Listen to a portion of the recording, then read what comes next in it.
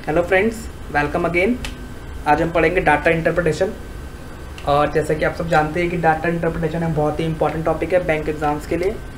बहुत सारे क्वेश्चन इससे पूछे जाते हैं और ये बहुत इजी और स्कोरिंग एरिया भी है अगर आपके बेसिक्स और थोड़ी कैलकुलेशन स्ट्रांग है तो।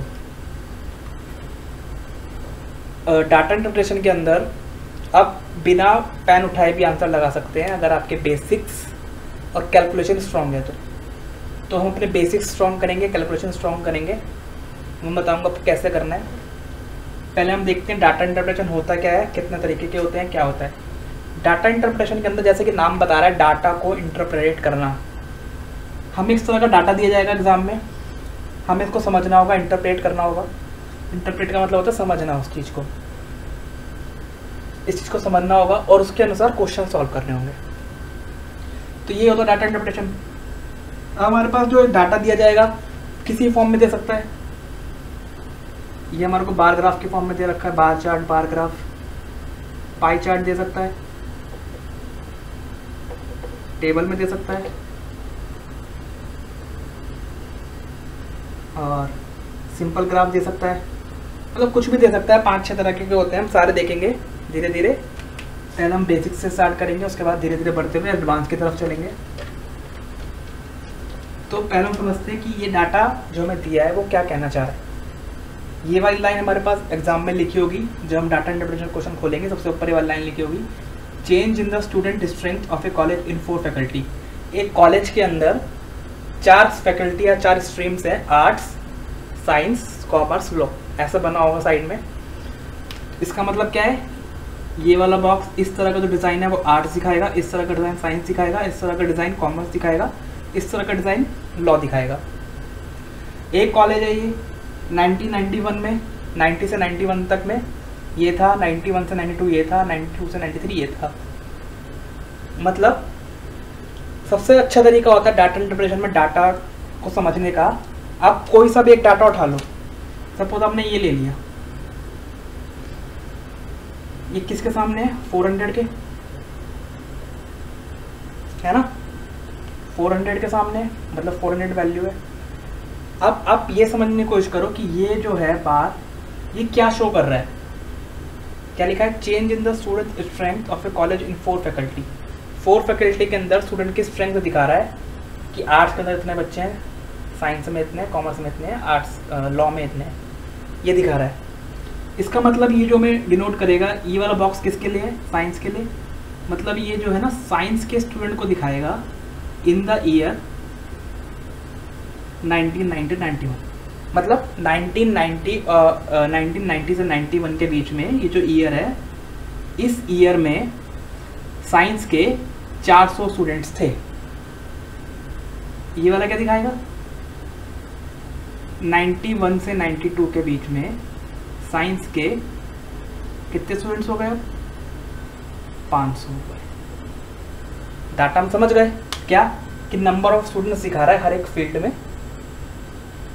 इन ईयर्स में। एक कॉलेज के 3 ईयर्स में आर्ट्स के स्टूडेंट्स, साइंस के स्टूडेंट, कॉमर्स के स्टूडेंट, लॉ के स्टूडेंट। 91 तक हो गया, 91 से 92 के लिए आर्ट्स के, साइंस के, कॉमर्स के, लॉ के। फिर 92-93 के लिए आर्ट्स, साइंस, कॉमर्स, लॉ। ठीक है, हम डाटा तो समझ गए। ठीक है, अब हमारे को सॉल्व करने के लिए क्या जानना बहुत ज़रूरी है, बेसिक चीज़ें जाननी ज़रूरी है। जैसे परसेंटेज चेंज कैसे निकालते हैं, परसेंटेज कैसे निकालते हैं चेंज हम, जो कि फाइनल वैल्यू है उससे माइनस कर देते किसको, इनिशियल को। अपॉन में क्या जाता है, इनिशियल, और इसको पूरे को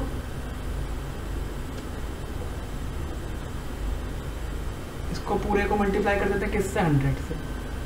तो ये आ जाता है परसेंटेज चेंज, कितना परसेंट चेंज हुआ है, final value minus initial value upon initial into 100। तो परसेंटेज चेंज दिखा देता है। अब जैसे हमने परसेंटेज के चैप्टर में एक चीज़ देखी थी क्या, कि हमको ये सब वैल्यू याद होनी चाहिए। कौन सी? 1/2 की वैल्यू कितनी होती है? 50%। 1/2 की अगर 50 होती है, 1/4 की क्या होगी? 1/4 को ऐसे लिख सकते हैं ना, 1/2 × 2, मतलब 1/2 को 2 से डिवाइड कर सकते हैं हम। 1/2 कितनी है? 50, इसको 2 से डिवाइड कर दूँ कितनी आ जाएगी? 25%। इस तरह 1/8 की वैल्यू लिख सकता हूँ मैं, 1/4 × 2, 1/4 की 25 को 2 से डिवाइड कर दूंगा, 12.5%। अब 1/8 की पता चल गई तो 1/16 की पता कर सकता हूँ मैं। कैसे? 1/8 × 2, 2 से डिवाइड, फिर से 12.5 को 2 से डिवाइड कर दूंगा मैं, 6.25। 1/16 की पता चल गई तो 1/30 की 2 की पता चल गई। कैसे? 1/16 × 2, 6.25 डिवाइड बाई 2, 3.125। तो इस तरीके से ये सब वैल्यू हमें एटलीस्ट 1/20 तक और 1/25 तक याद होनी चाहिए। अगर आपको ये याद हुई तो आप बिना पेन के आप क्वेश्चन को सॉल्व कर सकेंगे, बिना पेन के आप क्वेश्चन को सॉल्व कर सकेंगे, और बहुत ही कम टाइम में, 20 to 30 सेकेंड के अंदर। तो हम कुछ क्वेश्चन देखते हैं और देखते हैं कैसे सॉल्व करेंगे हम। तो पहला क्वेश्चन जो हमारे पास है, the percentage of students,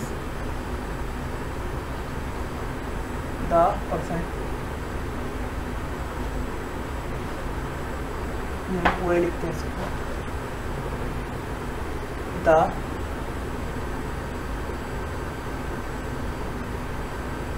percentage of students in science faculty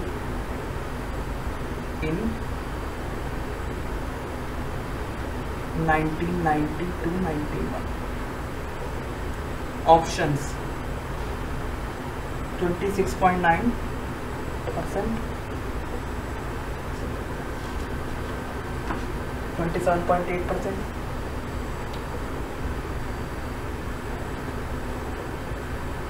29.6,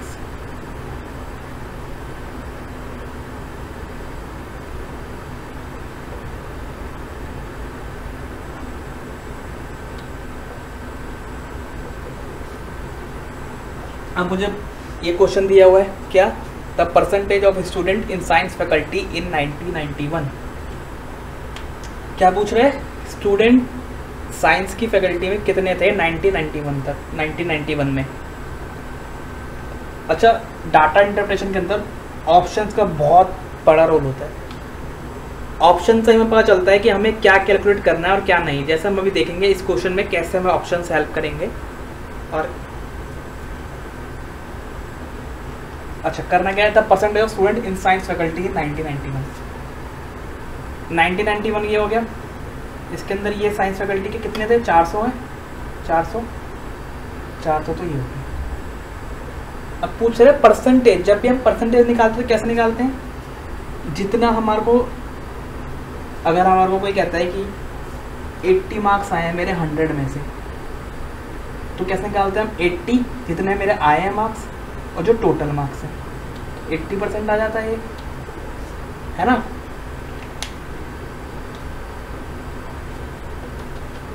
eighty marks अगर मेरे 100 में से आए हैं मतलब 80% हो गया। ये टोटल मार्क्स इतने आए हैं। अब ऐसे मुझे क्या निकालना है? परसेंटेज निकालना है ना। Percentage of student in science.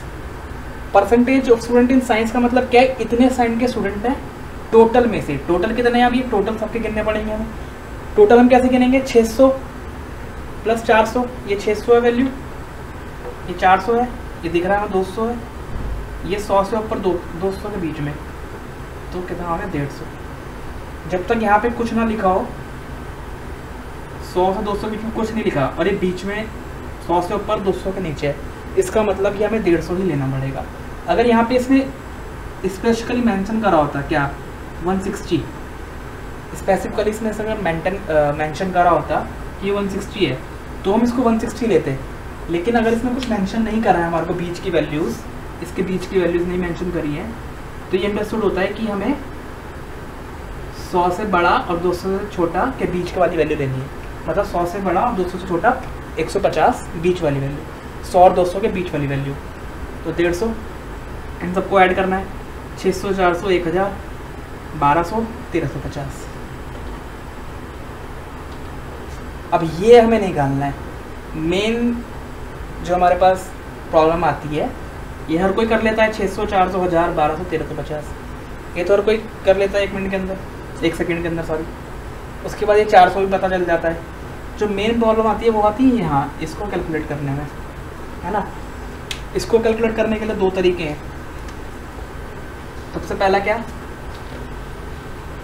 400 बटा 1350 है ना, ये 0 0 कट जाएगा। अगर मैं इसको 5 से काटूँ तो 5 8 जा, और ये कितना हो जाएगा 5 2 8/27 आ गया। अगर मुझे 1/27 की वैल्यू पता होती तो मैं क्या करता, उसको 8 से मल्टीप्लाई कर देता, तो ये आंसर हो जाता मेरा जो भी आता। ठीक है, 1/27 की वैल्यू पता करने के लिए मुझे क्या पता होना चाहिए। अगर 1/9 की वैल्यू मुझे पता होती तो मैं उसको 3 से डिवाइड कर देता, तो मेरे को 127 की वैल्यू आ जाती 1/27। अब मुझे 1/9 की वैल्यू तो पता है, मैंने कहा था आपको 1 से लेकर 20 तक की वैल्यू याद कर लीजिए। तो 1/9 की वैल्यू मुझे पता है क्या होती है, 11.11। 1/9 की वैल्यू 11.11, 3 से इसको डिवाइड करना है, 3 3 9, तो यहाँ चला गया 7, तो 3 ये 1 बचा खाली, तो 0 लिख देंगे हम। लगभग इतनी वैल्यू, ठीक है, लगभग 3.70 वैल्यू होती है हमारे पास 1/27 की। ये मिली वैल्यू 1/27 की, मुझे 1/27 की वैल्यू मिल गई मुझे लगभग कितनी, 3.70। मुझे निकालने कितने की है, इसको इधर से 8 मल्टीप्लाई कर दूँ, इधर 8 मल्टीप्लाई कर दूँ, है ना। तो 8 3 जा 24। अब इनको मल्टीप्लाई कैसे करेंगे हम, 8 को 3 से मल्टीप्लाई कर लिया हमने, 24 आ गया। 8 को 7 से करेंगे, कितना आ गया 56, 0। लेकिन ये तो पॉइंट था ना, तो जब हम 2 0 यहाँ लगाएंगे तो 2 0 यहाँ लग जाएंगी, मतलब 5.60 हो गया। ठीक है, कैसे मल्टीप्लाई करा हमने, 8 को पहले 3 से कर लिया 24, 8 को 0.70 से करा 5.60। अब इनको ऐड कर देंगे तो क्या हो जाएगा 29.60 परसेंटेज हो गया ना। परसेंटेज में ये, क्योंकि 1/27 जो होता है वो 3.70% होता है। ठीक है, 1/27 3.70%, तो 29.60 एक ही आंसर है। तो क्या था, अगर मुझे 1/27 की वैल्यू पता होती तो मेरे लिए मुश्किल से 5 सेकंड का टास्क था 8/27 निकालना। 1/27 3.70 इंटू 8 करेंगे तो माइंड के अंदर ही सॉल्व कर सकते हैं कि 1/27 अगर 3.70 है तो इंटू 8, 8 से 24, 8 इंटू 70 5.60, तो 24 और 5 लगभग 29 के अबाउट वैल्यू है ना जी, 29 के अबाउट वाली वैल्यू है हमारे पास। अच्छा, नेक्स्ट तरीका क्या है, हम नेक्स्ट तरीका देखते हैं हम एक बार, वो भी बहुत ही ज़्यादा इम्पॉर्टेंट है। 1350 को हम मानेंगे 100%। जो भी डिनोमिनेटर में होता है वो हमेशा 100% माना जाता है। जो भी डिनोमिनेटर में होता है उसको हमेशा 100% माना जाता है। ठीक है, अब ये अगर 100% है 1350, अब ऑप्शन देखो, इसलिए मैंने कहा था ऑप्शंस डाटा इंटरप्रिटेशन में बहुत ही ज़्यादा यूजफुल होते हैं। 26.9, 27.8, 29.6, 32.2, मतलब किसके करीब है ये सब, 30 के कुछ करीब से लग रहे हैं।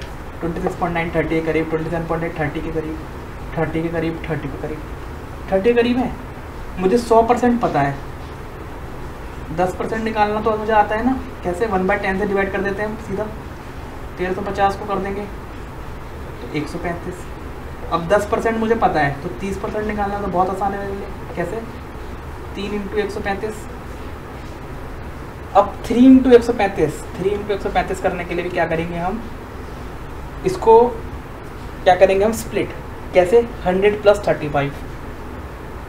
3 × 100 300 प्लस 3 × 35 105। 105 और 300 405। ठीक है, इसका मतलब 10% 135 था, 30% 405 है। एक बार कैसे देख लें कैसे करा मल्टीप्लाई हमने, इसको हमने स्प्लिट कर दिया 135 को 100 + 35 में। 3 को पहले 100 से मल्टीप्लाई करा 300। ये सब हम माइंड में करना है, लिख के कुछ नहीं करना। कैसे? 135 है, 100 35।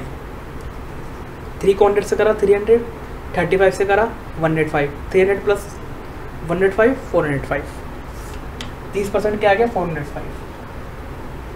अब देखो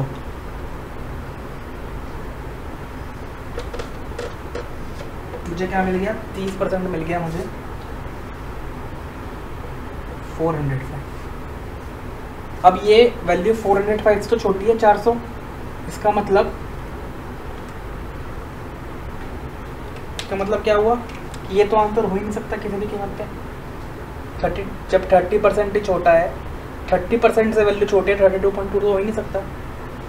अब कितनी छोटी है? सिर्फ 5। इसका अगर 1% भी निकालोगे, 1% निकालने के लिए क्या करते हैं हम, 100 से डिवाइड, तो 13.50 आता है। 1% भी कितना आता है? 13.50 आता है इसका। तो मतलब ये तो 1% भी नहीं है। इसका मतलब जो वैल्यू जो लाई करेगी वो 30 और 1% कम कर दे 29। 30 और 29 के बीच में लाई करनी चाहिए। ये भी नहीं हो सकता, ये भी नहीं हो सकता। 27.8 26.9, लेकिन वैल्यू हमारे पास जो है 30 इतना, 1% 13.5। इसका मतलब है जो वैल्यू है वो 29 और 30 के बीच में लाई करनी चाहिए, क्योंकि 1% भी हम कम नहीं कर सकते। 1% से कुछ कम परसेंटेज कम करना, मतलब 30% से जो माइनस करना है वो हम 1% भी माइनस नहीं कर सकते। तो इसका मतलब आंसर ऑब्वियस सी बात है 29 और 30 के बीच में लाई करना चाहिए। 29 और 30 के बीच में एक ही ऑप्शन लाई कर रहा है, तो यहाँ पर हो जाएगा। ये दोनों मेथड ही हमारे पास बहुत इम्पोर्टेंट है।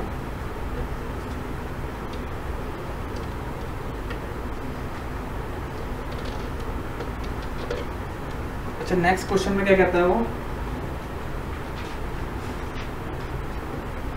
कहता है the percentage of student in law faculty in 1992 से 1993। अब उसने यहाँ पे तो लॉ फैकल्टी कर दिया, लॉ फैकल्टी कर दिया, और क्या कर दिया, 1992 से 1993। ऑप्शंस क्या कर दिए उसने, ऑप्शन कर दिया उसने 18.5,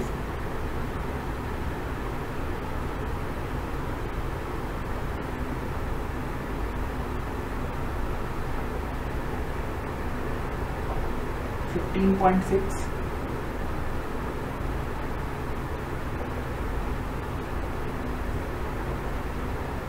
16.7,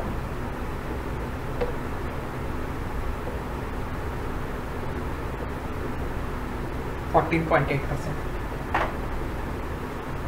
अब हमें इसको सॉल्व करना है। The percentage of student in law faculty in 1992-99। तो ये है तो पहले वाला क्वेश्चन की तरह ही, बस डाटा के अंदर चेंज कर दिया। और इस तरह के क्वेश्चन पूछे भी जाते हैं जनरली, डाटा चेंज कर दिया जाता है, बस क्वेश्चन सेम रहते हैं। लॉ फैकल्टी के लिए सबसे पहले ग्राफ ये वाला है, मतलब ये लास्ट वाला है 1993, यही है। ये कितनी वैल्यू है, सी 200 और 300 के बीच में लाई कर रही है। वैल्यू कोई मेंशन नहीं है, मेंशन वैल्यू ना हो तो हम इसे मिडिल वैल्यू ले लेते हैं।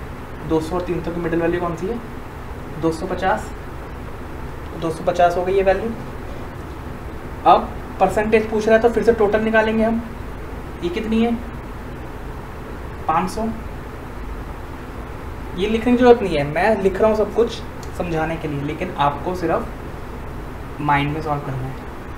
600, ये दोनों 250 है, तो टोटल कितनी हो गई? 600 और 500, 1100, 1100 और 250, 250, 500 मतलब 1600 हो गए टोटल। तो अब पूछ रहा है 250 मतलब लॉग की वैल्यू टोटल में से, ये हमें सॉल्व करना है। फिर से वही दो तरीके, दोनों हम देखेंगे। अच्छा पहले हम फर्स्ट वाले से करते हैं। -5 हो गया, 5 3 या 15, 5/32। अब 5/32 निकालने के लिए 1/32 की वैल्यू मुझे पता होनी चाहिए। 1/32 के पता होने के लिए 1/16 की वैल्यू मुझे पता है, मैंने बताया था 20 तक याद कर लीजिए। 1/16 की मुझे पता है, तो मैं 2 से डिवाइड कर दूंगा उसको। 1/16 की वैल्यू कितनी होती है? तो 1/16 की वैल्यू होती है 6.25। अभी हमने देखा था कैसे 1/8 की वैल्यू कितनी होती है? 12.5। 1/8 को 2 से डिवाइड कर दूँ, 6.25 आ जाएगी वैल्यू। या अगर हमें 1/8 की याद है, 1/16 की याद नहीं है, तो 1/8 को 4 से मल्टीप्लाई कर देंगे। यहाँ पे 1/8 को 4 से, तो यहाँ पे डिवाइड करना पड़ेगा 12.5 को 4 से। हम इससे भी निकाल सकते हैं, इससे भी निकाल सकते हैं। सपोज हम इससे निकालें, सॉरी 2 से कितना आ जाएगा? ये 3.12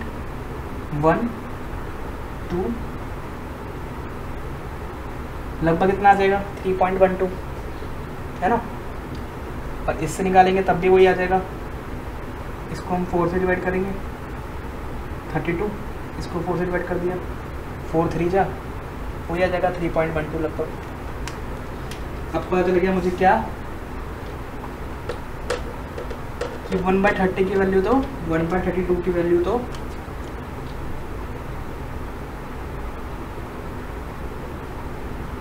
3.12 होती है। मुझे निकालनी किसकी है? 5/5 से मल्टीप्लाई कर दूँ, इंटू 5 कर दूँ। अब 5 से इधर से मल्टीप्लाई करूँगा, 5 × 3 कर दूँ पहले, 15, 5 × 12 60, तो 0.60 रहेगा। टोटल कितनी हो गई? 15.60%। 15.60 सीधा आंसर है। अगर मुझे 1/32 की वैल्यू याद होती, कैसे याद रहेगी? 1/8 की मुझे पता है 12.5 है, मैं अगर अप्रॉक्सीमेट भी निकाल दूँ 1/8 की मुझे 12.5 पता है, मुझे निकालनी किसकी है? 1/32 की। मतलब 1/8 इंटू 1/8 को हम 4 से डिवाइड करें, मतलब 1/8 इंटू 4 करें, 1/32 हो गया। अब 12.5 को 4 से डिवाइड करूँ तो 4 3 12, 3 पॉइंट समथिंग कुछ आएगी, 3.1 कुछ आएगी मेरे पास। अब मेरे पास एक मुझे अप्रॉक्सीमेट वैल्यू पता चल गई, 5 से मल्टीप्लाई करूँगा, 15 के अबाउट आंसर होना चाहिए कुछ ना कुछ। देखा 15 पॉइंट कुछ, यही आंसर हो सकता है। ठीक है, अब दूसरे वाले मेथड से देखते हैं एक बार। ये दोनों मेथड ही बहुत ज़्यादा इम्पॉर्टेंट है और बहुत ज़्यादा जल्दी क्वेश्चन सॉल्व करते हैं। सिर्फ आपको क्वेश्चन देखना होता है और आप टिक कर सकते हो आंसर। अब हम देख लेते हैं इसको भी एक बार। 1600 को मान लो आप क्या 100% मान लिया। आंसर देखते हैं हम, सॉरी ऑप्शन देखते हैं। 18.5, 15.6, 16.7, 14. लगभग 15 और 20 के अबाउट। 15 की वैल्यू निकाल लेते हैं हम। 15%। 15% कैसे निकालेंगे हम? 10% प्लस 5%, है ना। 10% क्या हो जाएगा इसका? 1600 का 160 डिवाइड बाई 10 कर देते हैं। 5% क्या हो जाएगा? 10% मैंने निकाल लिया, उसका मैं हाफ़ कर दूँ। 10% कितना निकाला मैंने? 160, उसका हाफ कितना हो गया? 80। तो ये कितना आ गया? 60 प्लस 80 240 आ गया 15%। लेकिन 240 से तो ज़्यादा है, ठीक है। इसका मतलब ये तो आंसर हो नहीं सकता, ये तो कट गया एक ऑप्शन। 3 ऑप्शन बचे। अच्छा 1% कितना होगा सर, इसका 1% कितना होगा, 1% कैसे निकालते हैं हम, 100 से डिवाइड कर देते हैं, 1% मतलब 16 हो गया, ठीक है। लेकिन वैल्यू कितनी ज़्यादा है, 10 ज़्यादा है, 240 से मैंने निकाल लिया, डिफरेंस कितना है, 10 का डिफरेंस है, 1% 16 है, डिफरेंस मेरा 10 का है, इसका मतलब 15 और 16 के बीच में लाई करनी चाहिए वैल्यू, 15 से बड़ी 16 से छोटी, क्योंकि 1% ही मेरे पास 16 है, तो 16 तो हो नहीं सकती वैल्यू ना, 16 से ज़्यादा, सब 16 ही नहीं हो सकती, 16 से ज़्यादा तो मतलब ही नहीं है, तो इसका मतलब क्या है, 15 से ज़्यादा और 16 से वैल्यू कम, 15 से ज़्यादा वैल्यू नहीं चाहिए मेरे पास, क्योंकि 240 है और 250 मेरे ऊपर है, 1% मेरे पास 16 है, लेकिन डिफरेंस खाली 10 का है, मतलब 16 से कम होनी चाहिए वैल्यू, तो ये भी ऑप्शन कट गया, ये भी कट गया, आंसर क्या बच गया 15.6। तो इस तरीके से हमें देखना पड़ता है क्वेश्चंस में। नेक्स्ट पार्ट में हम देखेंगे थोड़ा सा और डिफ़िकल्ट और कुछ और क्वेश्चंस और। Thank you friends.